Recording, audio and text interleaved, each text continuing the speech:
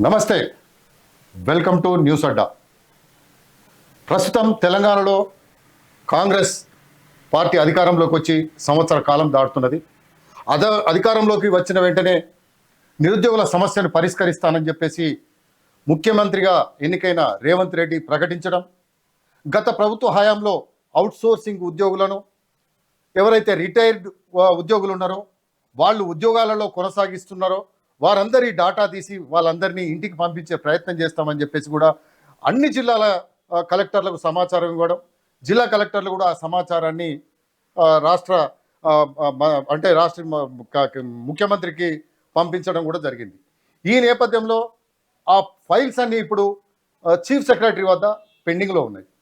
మరి ఇంతమంది అంటే రిటైర్ అయిన ఉద్యోగులు ఒకవైపు పెన్షన్ తీసుకుంటూనే మరోవైపు అవుట్సోర్సింగ్ ద్వారా మళ్ళీ జాయిన్ అయ్యి శాలరీ కూడా తీసుకుంటున్నారు. ఈ జీతం తీసుకుంటున్న నేపథ్యంలో మరి నిరుద్యోగ సమస్య ఎట్లా పరిష్కారం అవుతుంది అంటే, నిరుద్యోగులు అంటే ఈ అవుట్సోర్సింగ్ ఉద్యోగులు అంటే ఏదైతే రిటైర్ అయిన ఉద్యోగులు చాలామంది ఉన్నారని చెప్పేసి చెప్తున్నారు. ఒక అసెంబ్లీలోనే దాదాపుగా 20 మందికి పైగా అవుట్సోర్సింగ్ ఉద్యోగులు అంటే రిటైర్ అయిన వాళ్ళు కొనసాగుతున్నారని చెప్పేసి లక్షలు జీతం తీసుకుంటున్నారని చెప్పేసి మనకు సమాచారం తెలిసింది. ఈ సమాచారం మేరకు మరి ఎవరెవరు ఎంతమంది ఉన్నారనేది చూస్తే మాత్రం ఇప్పటికిప్పుడు కొంతమంది మాత్రమే డాటా దొరికింది. ఆ డాటా దొరికిన మేరకు మాత్రమే మనం ఒకసారి మాట్లాడే ప్రయత్నం చేద్దాం. మనతో పాటు ఉన్నారు సీనియర్ జర్నలిస్ట్ అమర్ గారు ఉన్నారు మనతో పాటు మాట్లాడేందుకు. మనం అసెంబ్లీలో మరి ఎవరు ఎప్పుడు రిటైర్ అయిండ్రు, ఎక్కడెక్కడ పనిచేస్తున్నారు, మరి ఈ రిటైర్ అయిన వాళ్లకు పెన్షన్ ఇస్తూ కూడా మళ్ళీ ప్రభుత్వం ద్వారా శాలరీ తీసుకుంటున్నారు. మరి ఇట్లా చేస్తే నిరుద్యోగ సమస్య పరిష్కారం అవుతుందా అనేది కూడా ఒక ప్రశ్న కూడా ఉత్పన్నమవుతున్నది. దానికి సంబంధించి మాట్లాడేందుకు మనతోటి అమర్ గారు ఉన్నారు. అమర్ గారు చెప్పండి, ఈ అవుట్సోర్సింగ్ అంటే రిటైర్ అయిన ఉద్యోగులను తీసుకొని మళ్ళీ నియమించుకొని వాళ్ళకు పెన్షన్ ఇచ్చుకుంటూ శాలరీ ఇస్తున్నారు. అదే కొత్తగా ఉద్యోగులను తీసుకుంటే మరి నష్టం ఏమొచ్చింది? ఇప్పుడు టీఆర్ఎస్ మీద ముఖ్యంగా యువతలో బాగా వ్యతిరేకత రావడానికి ప్రధానమైనటువంటి కారణం ఉద్యోగాలు ఇవ్వడం లేదని. అయితే కాంగ్రెస్ ప్రభుత్వం వచ్చిన తర్వాత, రేవంత్ రెడ్డి గారు వచ్చిన తర్వాత కొన్ని గ్రూప్ సర్వీస్ ద్వారా కొన్ని ఉద్యోగాలను రిక్రూట్ చేయడం, ఆ తర్వాత పెండింగ్లో ఉన్నటువంటి పోలీస్ ఉద్యోగాలు కానీ ఇతరత్ర చాలా ఖాళీలు భర్తీ చేయటం అనేది ఒకవైపు హర్షణీయమైన కూడా వాళ్ళ చాలా డిపార్ట్మెంట్లలో ఇవాళ అంటే ఒక అసెంబ్లీ కాదు చాలా డిపార్ట్మెంట్లలో రిటైర్డ్ అయిపోయి వాళ్ళు అన్ని రకాలైనటువంటి సౌకర్యాలు పొందుతూ అంటే పెన్షన్ కానీ లేకపోతే ఇతరత్ర సౌకర్యాలు మొత్తం తీసుకుంటూ కూడా వాళ్ళు యథేచ్ఛగా ఉద్యోగాలు కొనసాగుతూ ఎవరైతే నిజంగా అంతకంటే వీళ్ళ వల్ల ఇంకొక ప్రమాదం కూడా ఏర్పడిందంటే చాలా వరకు ఇప్పుడు ఉద్యోగస్తులు ఉన్నారు, ఆ ఉద్యోగస్తులకు ప్రమోషన్లు వచ్చే విషయం ఆగిపోయింది. ఇప్పుడు అసెంబ్లీలో చూసుకుంటే అసెంబ్లీలో ఉన్నటువంటి సెక్రటరీ దాదాపు ఆయన రిటైర్డ్ అయిపోయి ఒక 5-6 సంవత్సరాలు అయిపోయింది. ఇక్కడ retired employees working in Telangana secretariat Hyderabad అని చెప్పేసి Shri Narasimhacharyulu secretary continuing in service even after attaining the age of superannuation since 6 years. అదే ఇప్పుడు ఎవరైతే మెయిన్ పర్సన్ అక్కడ అసెంబ్లీకి సెక్రటరీ అనేది చాలా ఇంపార్టెంట్. అసెంబ్లీ కార్యదర్శి ఏదైనా కూడా స్పీకర్ తర్వాత మొత్తం కార్యక్రమాలు అసెంబ్లీకి సంబంధించిన కార్యక్రమాలు మొత్తం చూసేది కార్యదర్శి మీదనే ఉంటుంది, సెక్రటరీ మీదనే ఉంటుంది. ఆ సెక్రటరీని ఒక రిటైర్డ్ ఉద్యోగిని అది కూడా గతంలో టీఆర్ఎస్ తోటి బాగా సంబంధాలు ఉన్న వ్యక్తి అంటే ఆయన రిటైర్డ్ అయిన తర్వాత ఆయన ఎక్స్టెన్షన్ ఇచ్చింది టీఆర్ఎస్ ప్రభుత్వం. ఆయన్ని మళ్ళీ తిరిగి కాంగ్రెస్ ప్రభుత్వం అధికారంకి వచ్చిన తర్వాత కూడా ఆయన్నే కంటిన్యూ చేయడం వల్ల నిజంగా ఇవాళ ప్రభుత్వంలో ఇవాళ ఏదో గగ్గోలు పెడుతుంది, సమాచారం పోతుంది, అది పోతుంది, అపోజిషన్ ఏదో వివరాలు పోతున్నాయి, అది అని మాట్లాడుతున్నారు. అసలు ఎక్కడ పోతుంది వివరాలు, ఎక్కడ పోతున్నాయి? ఇవాళ సెక్రటరీలో చూసుకుంటే కూడా ఇవాళ దాదాపు మంత్రుల దగ్గర ఉన్న అంతే పిఆర్ఓలు మొత్తం గతంలో బీఆర్ఎస్ మంత్రుల దగ్గర పనిచేసిన వాళ్ళు ఒక రకంగా కొంతమంది మరి బీఆర్ఎస్ కార్యకర్తల కంటే కూడా చాలా బ్రహ్మాండంగా పనిచేసినటువంటి వాళ్ళు ఉన్నారు.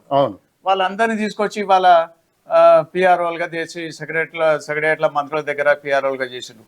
అట్లనే ఇంకా చాలా మంది ఇప్పుడు ఈ అసెంబ్లీలో చూసుకుంటే అసెంబ్లీ అనేది చాలా ఇంపార్టెంట్.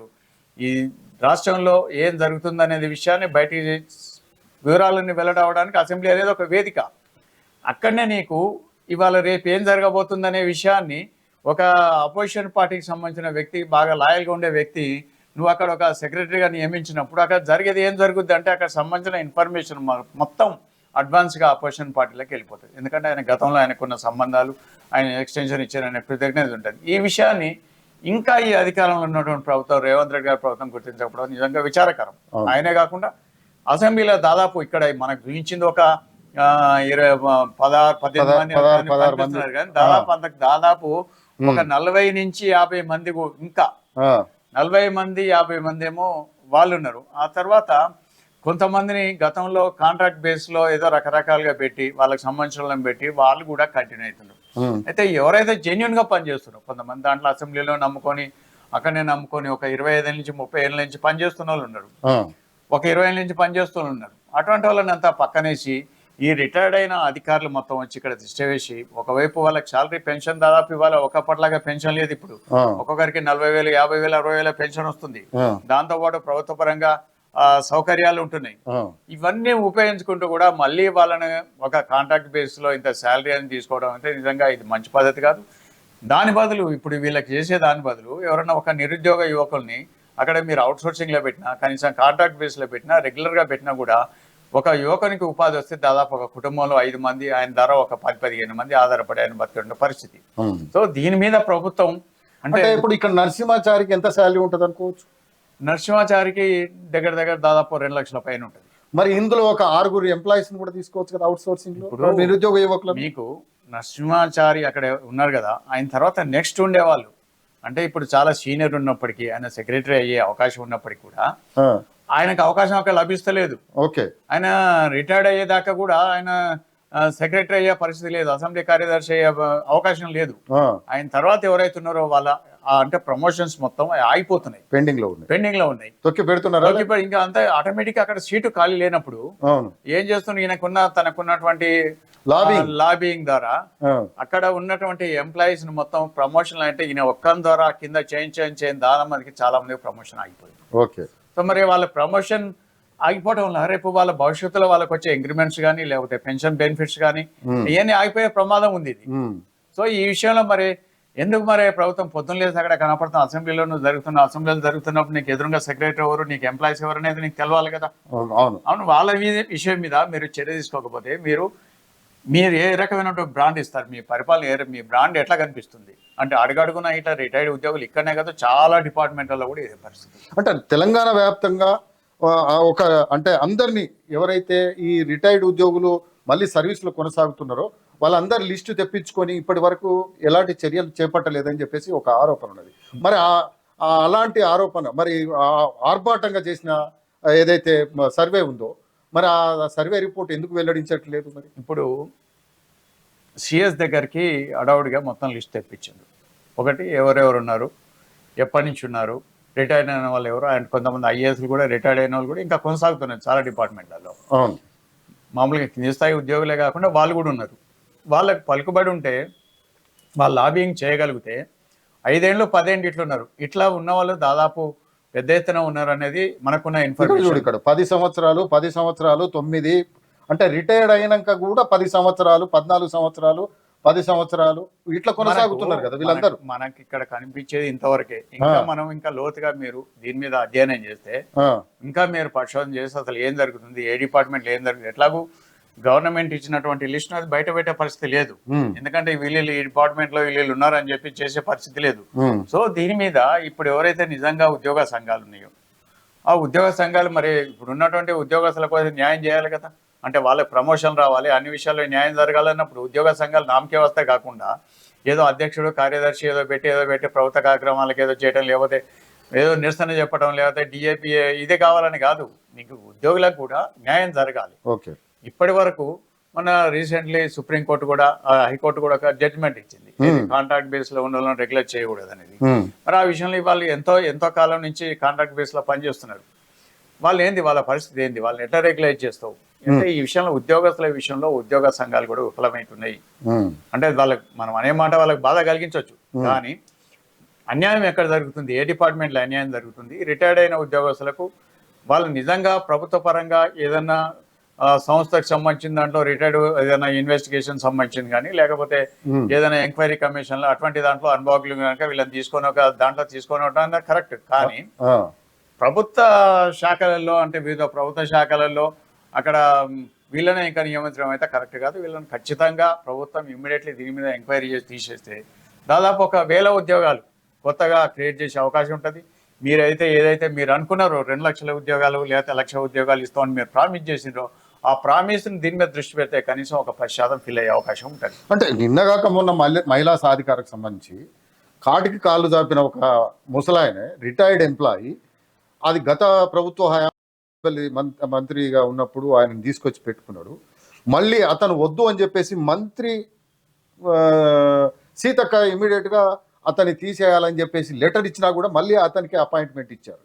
దీన్ని ఎట్లా చూడొచ్చు మనం? అంటే ఈ లాబింగ్ ఎవరు చేస్తున్నారు అనేది ఒకసారి చూస్తే ఇది ముఖ్యమంత్రి దృష్టికి పోతుందా పోతలేదా, లేకపోతే సిఎస్ లెవెల్ అనేది జరుగుతుందా? ఏదైనా ప్రభుత్వానికి సంబంధించిన కార్యక్రమాలు సిఎస్కు తెలియకుండా లేకపోతే ముఖ్యమంత్రికి తెలియకుండా జరగవు. అయితే దీంట్లో ఎక్కడ లోటుపాట్లు జరుగుతున్నాయి అనేది ఇప్పుడు ముఖ్యమంత్రి దీని మీద అధ్యయనం చేయాలి. మొత్తం దీని మీద అసలు ఏం జరుగుతుంది ఏం పోతుంది అనేది ఆయన ఒక ఇన్ఫర్మేషన్ తెప్పించుకుంటే నిజంగా ఎక్కడెవరికి అన్యాయం జరుగుతుంది. ఇవాళ ప్రతి విషయంలో ఇవాళ అపోజిషన్ పార్టీకి మినిట్ టు మినిట్ ఎట్లా ఇన్ఫర్మేషన్ పోతుంది ఈరోజు అంటే ఈవెన్ భారతీయ జనతా పార్టీ కావచ్చు లేకపోతే బీజేపీ బీఆర్ఎస్ కావచ్చు. ముఖ్యంగా బీఆర్ఎస్కి అయితే ఈ రోజుకు చాలా మంది ఒక ఏజెంట్ లాగా పనిచేస్తున్నారు. అయితే ఆ ఏజెంట్ లాగా పనిచేస్తూ నువ్వు కీ పోస్ట్లో తెచ్చిపెట్టుకుంటున్నావు. అంటే నీకు ఉద్యోగాలు కాకుండా ఉద్యోగాల్లో సంబంధం లేని వ్యక్తులను కూడా నువ్వు తీసుకొచ్చి రకరకాల పోస్టులు అంటే అన్ని ఛాంబర్ల శ్రీధర్రావు ఛాంబర్, మన మంత్రి శ్రీధర్ బాబు ఛాంబర్ కానీ లేకపోతే మన బట్టి విక్రమార్క ఛాంబర్ కానీ దామోదర్ రాజనరసింహ కానీ ఎక్కడ చూసినా మంత్రుల దగ్గర అందరు మొత్తం వీళ్ళంతా కరడుగట్టిన బీఆర్ఎస్ కార్యకర్తలు. అంటే జర్నలిస్ట్ అంటే కార్యకర్త కాకూడదని ఏం లేదు. ఆ రూపంలో ఉన్న వాళ్ళని తీసుకుని వాళ్ళు నువ్వు వచ్చి పెట్టుకున్నావు. నీకు ఏ రకంగా రిజల్ట్ వస్తుంది? ఈవెన్ సీఎంఓలో కూడా కొంతమంది ఉన్నారని చెప్తున్నారు. సీఎంఓలో కూడా కొంతమంది ఎప్పటికప్పుడు ఇన్ఫర్మేషన్ ఇస్తుండ్రు, బయటకి ఇస్తుండ్రు, ప్రభుత్వానికి సంబంధించిన సమాచారం అంతా బయటకి ఇస్తున్నారు అనేది ఉంది. అయితే ఇంత జరుగుతున్నా కూడా ఎందుకు వీళ్ళను నియంత్రించడంలో ప్రభుత్వం విఫలమవుతుంది అంటే ఎందుకు లాబింగ్ లొంగిపోతుంది? ఈ లాబింగ్ చేస్తుంది ఎవరు? దీని మీద మొత్తం మీద ఎంక్వైరీ చేయాల్సిన అవసరం ఉంది. ఎక్కడైతే రిటైర్డ్ ఉద్యోగులు ఉన్నారో ఇమ్మీడియట్లీ వాళ్ళను ఈ ఒక ఎంక్వైరీ కమిషన్ వేసి అవసరం ఉంటే దాన్ని మొత్తం ప్రత్యేక ఒక కమిషన్ వేసి మొత్తం విచారణ జరిపి రిటైర్డ్ ఉద్యోగులను ఇమ్మీడియట్లీ తొలగించాల్సిన అవసరం ఉంది. అట్లా అంటే తెలంగాణ వ్యాప్తంగా చాలా కలెక్టరేట్లలో కావచ్చు మా ఆఫీసులలో పనిచేస్తున్న సందర్భం ఉన్నది. ఇప్పుడు నేను మహిళా సాధికారత గురించి చెప్పినాను. ఆయన అతి కొద్ది రోజుల్లో అంటే చాలా ముసలైన నడవలేని పరిస్థితి ఆయనను కూడా మళ్ళీ రివోక్ చేసింది. అదే మా మహిళా సాధికారికల్లో సంస్థలో ఒక క్లర్క్గా జాయిన్ అయిన వాడు ఇవాళ సెక్రటరియట్లో చక్రం తిప్పేయడానికి అంటే అవుట్ సోర్సింగ్ ఉద్యోగి ఆయన చక్రం సిఎస్ దగ్గరన సీఎం దగ్గరన మంత్రుల దగ్గరనో చక్రం తిప్పుకుంటూ ఇదంతా నడిపిస్తున్నాడు అనేది ఒక టాక్. ఆయన ఇప్పటికి పోతే సెక్రటరియట్లో ఆయన చెప్పిందే వేదంగా నడుస్తుంది. అవుట్ సోర్సింగ్ ఎంప్లాయీ ఈయనకు బంధువు మళ్ళా రెడ్డి. ఎట్లా చూస్తావు ఇదంతా? ఇప్పుడు ఇక్కడ విషయం ఏంటంటే అతను క్యాస్ట్ విషయానికి వదిలిపెడితే నీ పార్టీకి ఎంతవరకు లాయల్గా ఉంటున్నాడు ఫస్ట్. అంటే ప్రభుత్వం మీన్స్ ప్రభుత్వానికి పార్టీకి రెండింటికి దగ్గర సంబంధం. ప్రభుత్వం పార్టీ లేకపోతే నీ ప్రభుత్వం లేదు. సో నీ పార్టీ బలోపేతం చేయాలంటే నీ పార్టీ స్ట్రెంథన్ కావాలంటే ప్రభుత్వం బలంగా ఉండాలి. ప్రభుత్వం బలంగా ఉంటేనే నువ్వు పార్టీ స్ట్రెంథన్ అవుతుంది. ఇవాళ నీకు చాలా చోట్ల ఇవాళ ఉన్నటువంటి ఇన్ఫర్మేషన్ ఎందుకు పోవట్లేదు అంటే నాలెడ్జ్ లేని వ్యక్తులు కొన్ని స్థానాల్లో ఉంటున్నారు. అతనికి ఎక్స్పీరియన్స్ లేకపోయినప్పటికీ ఎవరితో ఒకరితో వచ్చి ఒక స్థానంలో కూర్చుంటున్నాడు. ఆయనకి ఏమీ తెలియనప్పుడు దాంట్లో ఎక్కడ కోఆర్డినేట్ చేయగలుగుతాడు ఆయన డిపార్ట్మెంట్ అని. సో తప్పుడు ఇన్ఫర్మేషన్ ఇస్తాడు. తప్పుడు ఇన్ఫర్మేషన్ ఇచ్చిన తర్వాత ఇవాళ చాలా చోట్ల ఇవాళ సాంఘిక సంక్షేమ హాస్టల్లో ఎందుకు గురుకుల దాంట్లో పిల్లలు ఇవాళ చనిపోతున్నారు అంటే ఎందుకు? సరే నువ్వు ప్రభుత్వం మెస్ ఛార్జ్ పెంచింది, అంతా పెంచినా కూడా ఇవాళ ప్రతి హాస్టల్లో ఇవాళ ఈ పరిస్థితి ఎందుకు వస్తుంది అంటే నీకు సరి అయిన నియంత్రణ అని కనిపిస్తలేదు. ఈ నియంత్రణ లేకపోవడం వల్లనే అంటే నియంత్రణ ఎందుకు లేదు అంటే నువ్వు ఎవరినో చెప్తున్నావు, ఏదో చేస్తున్నావు, లాబింగ్లు ఎవడో వస్తుండు, పోస్ట్లో కూర్చుంటుండు, వాడు ఏదో చేస్తుండే, ఎంజాయ్ చేస్తుండు. నీకు కావాల్సినటువంటి సమాచారం లేదు, కింది స్థాయిలో ఏం జరుగుతుంది. ఇవాళ నువ్వు ఇన్ని ప్రభుత్వం అంటే ప్రజల సొమ్మును ఇంత పెద్ద ఎత్తున నువ్వు ఉపయోగిస్తున్నావు, అయినా కూడా మరి అక్కడ పరిస్థితి మారతలేదు. ఇలా హాస్టల్లో ఎందుకు పిల్లలు అస్వస్థతకు గురవుతుండ్రు? గతంలో కంటే నువ్వు మెస్ ఛార్జీలు బాగా పెంచినావు అనుకున్న దానికంటే కూడా వివిధ సంఘాలు డిమాండ్ చేసిన దానికంటే కూడా 40-50% నువ్వు పెరిగినావు. అంటే పెంచినాం. ప్రభుత్వం ప్రచారం చేసుకోవడంలో ఫెయిల్యూర్ అవుతున్నది అనేది ఒకటి. అంతే రెండోది అంటే ఒకవైపు రైతులకు రుణమాఫీ చేసినా గానీ రైతులకు అవసరమైన సన్నవడ్లకు 500 రూపాయలు ఇవ్వడం, కళ్ళల కాడ కొనడం, తర్వాత అది ఫెయిల్యూర్ అయిందని చెప్తున్నారు. ఉచిత బస్సు సౌకర్యం కూడా దీన్ని వీళ్ళు ప్రజల్లోకి అంటే ఫ్రీ బస్ అంటే ఫ్రీగానే అన్నట్టు ప్రభుత్వం కూడా డబ్బులు కడుతుంది కదా, ప్రభుత్వం అయితే ఆర్టీసీకి డబ్బులు కడుతుంది కదా. అంటే ఇటువంటి పథకాలను ఫెయిల్యూర్ అంటే పథకాలుగా ప్రచారం అంటే ప్రతిపక్షాలు చేస్తుంటే వీళ్ళు ఎందుకు తిప్పికొట్టలేకపోతున్నారు? ఇప్పుడు ప్రభుత్వం దగ్గర సరైనటువంటి యంత్రాంగం లేదని అనుకుంటున్నాను. ఎందుకంటే ఏదైనా ఒక విషయం వచ్చినప్పుడు దానికి ఎమ్మడే కౌంటర్ ఇచ్చేదాన్ని ప్రతిదీ ముఖ్యమంత్రి పరిశీలించి ముఖ్యమంత్రి చేయవలసిన అవసరం లేదు. ఏ స్థాయిలో ఆ స్థాయిలో ప్రభుత్వ అధికారులు కానీ లేకపోతే ప్రభుత్వంలో ఉన్నటువంటి మంత్రులు ఉన్నారో వీళ్ళంగా ఒక రకంగా ఫెయిల్యూర్ అనే చెప్పాలి. ఇవాళ ప్యాడీకి సన్నవడ్లకి ఇవాళ క్వింటాల్కు 500 రూపాయలు ఇస్తున్నారు. అదేవిధంగా గతంలో ఎప్పుడు లేని విధంగా ఇప్పుడు కాటన్ పత్తి మీద కూడా 500 రూపాయలు ఎమ్మటే వాళ్ళ రాగానే వారం రోజుల్లో 10 రోజుల్లో అకౌంట్ వేస్తున్నారు. ఆ తర్వాత రుణమాఫీ కూడా పెద్ద ఎత్తున జరిగింది. అంటే దాదాపు 18,000 కోట్లు అనేది మామూలు విషయం కాదు. 18,000 కోట్లు జరిగిపోయింది. ఇంకా కొంత ఉంది. అయినప్పటికీ కూడా ఇవాళ ప్రజల నుంచి వస్తున్నటువంటి వ్యతిరేకత ఇవాళ ఏ విషయం జరిగినా కూడా అది పెద్ద ఎత్తున చూపిస్తుండ్రు. ఆ వ్యతిరేకత వస్తున్న దగ్గరికి మరి అంటే ఎందుకు ఫెయిల్ అవుతుంది ఇక్కడ యంత్రాంగం ఎక్కడ ఫెయిల్ అవుతుంది అని అంటే ఆ సరైన కోఆర్డినేషన్ లేకపోవడం వల్ల, సరైన ఎంచుకున్నటువంటి అధికారులు కానీ వాళ్ళు కానీ నీ మీద వాళ్ళ అవసరం కోసం ఉన్నారే తప్ప నీ మీద ప్రేమతో కాదు.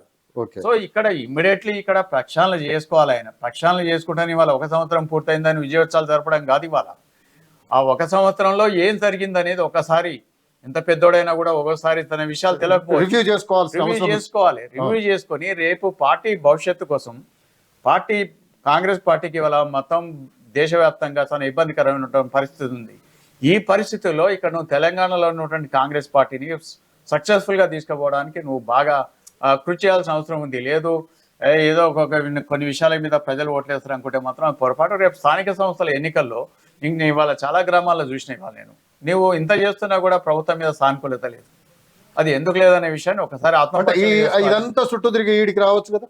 అంతే ఇదంతా ఇప్పుడు అంటే ఈ గత పరిపాలనలో ఎవరైతే కొనసాగుతున్నారో అంటే అక్కడ ఏదైతే అంటే ప్రజలు కొంత వ్యతిరేకత ఏర్పాటు ఎట్లా వస్తుంది అని అంటే దాని అంతా తీసుకొచ్చి ఇక్కడ పెట్టవచ్చు కదా. అవును, ఇటువంటి ముఖ్యమైన శాఖల్లో ఇప్పుడు అసెంబ్లీ అనేది గుండెకాయ లాంటిది. అవును, నీకు అసెంబ్లీ అనేది ప్రతిదీ అక్కడి నుంచి వచ్చే ఇదిగా విషయాలని కానీ ప్రతి నిమిషం బయటికి పోయేటువంటి విషయం ఇది. అవును, అక్కడనే నీవు ఒక అంత రిటైర్డ్ వాళ్ళను లేకపోతే ఇప్పుడు ఈయన ఒక ఆయన ఉన్నాడు 15 సంవత్సరాలు రిటైర్డ్ అయిపోయి ఆయన. ఆ 15 సంవత్సరాలు అంటే ఆయన అప్పటికి రిటైర్డ్ అయ్యేనాటికి 58 ఏళ్ళు, ఈ 15 ఏళ్ళు అంటే ఎంత 73 ఏళ్ళు. మనిషి ఒక 60 ఏళ్ళు వస్తేనే 58 ఏళ్ళు వస్తే ఎందుకు రిటైర్మెంట్ ప్రకటించిన మనం సరే ఇప్పుడు 2 ఏళ్ళు వేయించినాం. ఎందుకంటే మనకు ఉన్నా కూడా మనిషి ఫిజికల్ గా ఉన్నా కూడా మానసికంగా అంత ఇది ఉండదు, యాక్టివ్ గా ఉండరు వాళ్ళు. యాక్టివ్నెస్ అనేది తగ్గిపోతుంది. అనేక రకమైనటువంటి ఆ ఏజ్ వచ్చేసరికి రకరకాల జబ్బులు లేకపోతే రకరకాల కుటుంబ సంబంధించిన సమస్యలు రకరకాలు ఉంటాయి. దానివల్ల వాళ్ళ మనసుకు విశ్రాంతి అవసరం అనేది రిటైర్మెంట్ పెట్టిండ్రు. అంటే మీరు ఒక రకంగా మీరు భవిష్యత్తులో ముందుకు తీసుకోబోలేరు, పరిపాలన ముందుకు తీసుకోబోలేరు అని చెప్పి ఒక రిటైర్మెంట్ ఏజ్ అని పెట్టినాక కూడా రిటైర్మెంట్ ఏజ్ అయినాక కూడా మళ్ళీ నువ్వు తీసుకొచ్చి ఇక్కడ పెడితే వీళ్ళు ఏ రకమైన సర్వీస్ చేయగలుగుతారు. అంతే. నువ్వు ప్రభుత్వం చెప్పినా కూడా ఇప్పుడు సపోజ్ స్పీకర్ చెప్తాడు, ఆయనకి స్పీకర్ చెప్పినప్పుడు ఈయన ఏం చేస్తాడు, ఎందుకంటే దీంట్లో బాగా ఎక్స్పీరియన్స్ ఉంది కదా, అది కాస్తారు ఇట్లా కాదు అని చెప్తే స్పీకర్ అవునా కాదంట ఏం చేస్తాం. ఇది పరిస్థితి.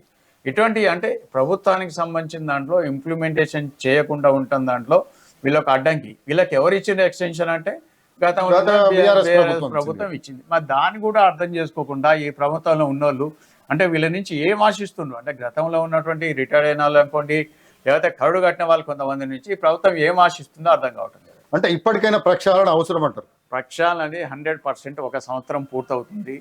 నీకు డిసెంబర్ 3వ తేదీకి వచ్చి నీకు ఎన్నికల్లో ప్రజలు నీకు ఘన విజయం అందజేశారు. నీకు టైం కూడా దగ్గరకు వచ్చింది. ఈ దిశగా డిసెంబర్ 9 నాటికి నువ్వు ప్రక్షాళన చేసి తెలంగాణలో కొత్త మార్పు పాలన చూపించాల్సిన అవసరం అయితే ఉంది. లేకపోతే అది పార్టీ మనుగడకి అది ఇబ్బంది అయ్యేటువంటి ప్రమాదం ఉంది. ఓకే, అంటే ఇప్పుడు అంటే ఈ రిటైర్డ్ ఎంప్లాయీస్ ను కొనసాగించడం వల్ల చాలా నష్టాలు జరుగుతున్నాయి అనేది మన అటు నిరుద్యోగులకు కూడా నష్టమే జరుగుతుంది. యువతకు అవకాశాలు దొరకడం లేదు. అవును. నెంబర్ 2, ఇక్కడ ఎవరైతే కింది స్థాయి ఉద్యోగులు ఉన్నారో వాళ్ళందరూ ప్రమోషన్ కోల్పోతున్నారు. వాళ్ళకి వచ్చిన బెనిఫిట్స్ మొత్తం కోల్పోతుండ్రు. ఓకే. సో ఈ విషయంలో ముఖ్యమంత్రి మిగతా బాగా ఒక సమాలోచన చేసి దీని మీద ఒక ప్రక్షాళన చేయాల్సిన అవసరం ఉంది. ఫ్రెష్ గా దీనికి సంబంధించిన ఎంప్లాయీస్ ని కొత్త వాడిని నియమించుకోవటం, నువ్వు అనుకున్న పాలన సమర్థంగా తీసుకుపోయే దాంట్లో పనికొస్తుందని అనుకున్నాను.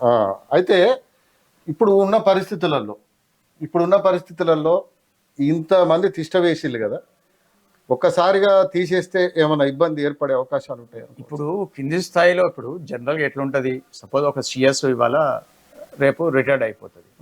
సిఎస్ పోయిన తర్వాత మళ్ళీ ఇంకో వ్యక్తిని తీసుకొచ్చి మనం ఆ స్థానంలో కుదబెడితే అక్కడ పరిపాలన స్తంభించిపోతుందా? పోదు. అంటే ఈ మెకానిజం ప్రభుత్వానికి సంబంధించినది ఒక వ్యవస్థ ఉంటుంది. ఆయన కింద ఎవరైతే ఉన్నారో ఇప్పుడు ఈయన దగ్గర అంటే ఇప్పుడు దాదాపు ఈయన తర్వాత రిటైర్డ్ అయిన తర్వాత అంటే ఒక 6 ఏళ్ల నుంచి ఆ ప్రమోషన్ కోసం చూస్తున్న వాళ్ళు ఎంతో ఎక్స్పర్ట్స్ ఉంటారు. మరి వాళ్ళకి ఎక్స్పీరియన్స్ ఉంటుంది. అంటే అది కాదు కారణం అనేది, వీళ్ళు వెళ్ళిపోతే ఏదో అవుతుంది లేకపోతే ఏమో జరుగుద్ది అనేది అన్నమాట అవాస్తవం. ఇవాళ సిఎస్సి వెళ్ళిపోతే రేపు ఇంకొక సిఎస్ వస్తాడు, ఖచ్చితంగా వస్తాడు. ప్రభుత్వం రేపు డీజీపీ ఉన్నాడు, మొన్న ఒక ఆయన తీసి ఇంకొక ఆయన పెట్టిండు, మళ్ళీ ఈయన తీసి ఇంకొక ఆయన పెడతాడు. అంటే పెట్టగానే అక్కడ ఏం మార్పులు జరగవు. వ్యవస్థ అనేది వ్యవస్థ ఉంటుంది. అది ఆ వ్యవస్థను బలోపేతం చేయాలంటే మానసికంగా బాగున్న వాళ్ళని తీసుకొని కరెక్ట్గా ప్రభుత్వాన్ని చేస్తున్నటువంటి పనులను ముందుకు తీసుకుపోయే వాళ్ళ దాంట్లోనే వాళ్ళు ఉండాలని అనుకుంటున్నారు. ఓకే.